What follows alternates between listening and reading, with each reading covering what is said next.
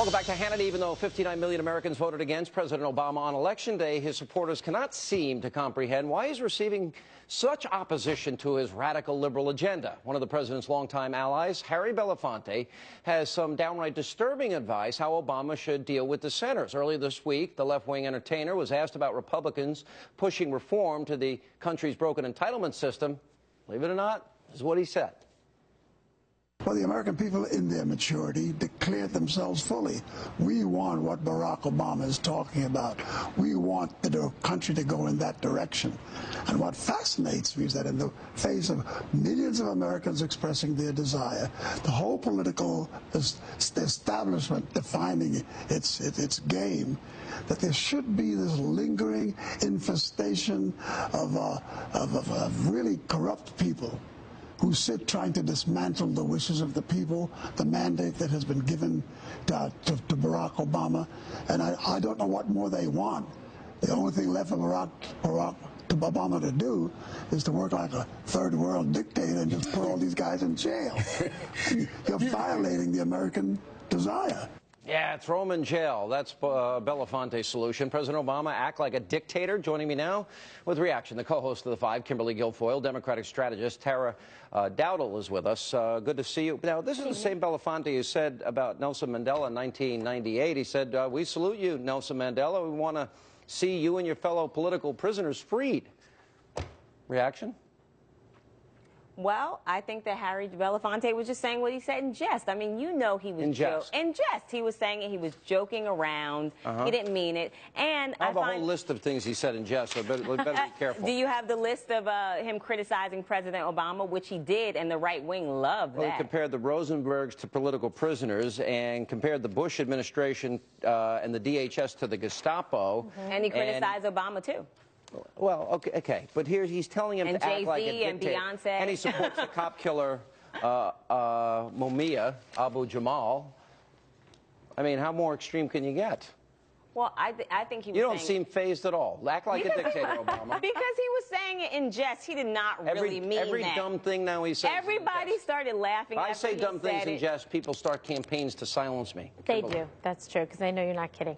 Let's hope that he's going to say that he's been preparing for a role, because this is some script that is unbelievable, the stuff that he has to say. And when he was criticizing President Obama, is because he wasn't Chavez enough. He didn't go far enough in his socialist agenda. It wasn't good enough for him. Obama's agenda wasn't liberal enough. So he's quite serious about what he's saying. This is the direction that he believes the country should be going in. He seems to disregard a plurality of the country that, in fact, didn't want President Obama to be reelected and outright rebuked and rejected his liberal agenda. But, you know, that seems to have fallen upon deaf ears, or at least Harry Belafonte's not listening. Do you like RGIII as much as I do?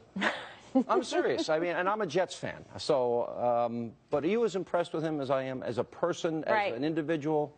Isn't he amazing? Yeah, he is. I mean, he was once asked about who he fears. He said, God. I mean, I fear God. That's a good answer. He is a good person, good heart, good soul. Here's what ESPN, this is terrible, this analyst, had to say about him, Rob Parker. Listen to this.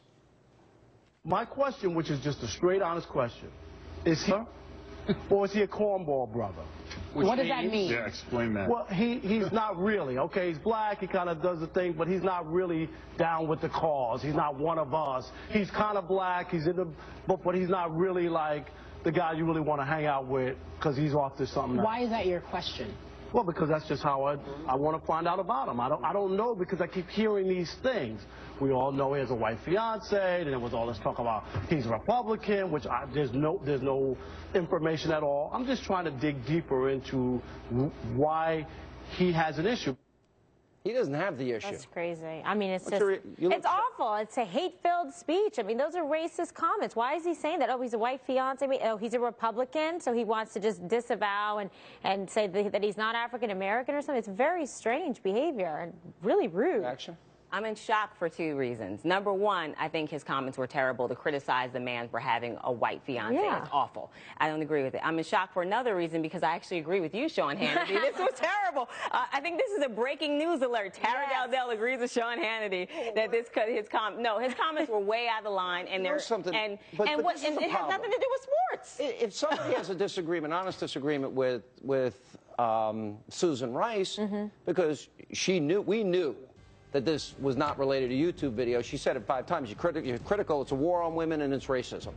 And this is an ongoing false narrative about Republicans, and I'm sick of it because I don't know conservatives that are racist. I don't. There might be some. They're not friends of ours, and they're not in the Republican Party, and if they are, I want them out. Right. And this narrative that's being pushed by liberals in the media, I'm getting a little fed up and sick and tired of it. Well, here, NBC is the worst. They play the race card every single day there. Well, okay, now see, this is where you lose me. I was with you, Sean. But no, here's my thing is, I don't think this is a narrative being pushed. The reality is what John McCain said about Susan Rice, and let's remember the context. Susan Rice had no role or responsibility over that embassy. Within but that's not the issue. She had no role or responsibility. Why is John McCain more upset with her over the person who had responsibility? No, actually, John's more upset with the president. Yeah, he is more upset with the president. He said, let's have a full hearing. He said he criticized her credentials and the woman's a Rhodes yelling scholar. in my ear. I hate when I get yelled at in my ear. It's terrible. Terrible. Right. Thank you, guys.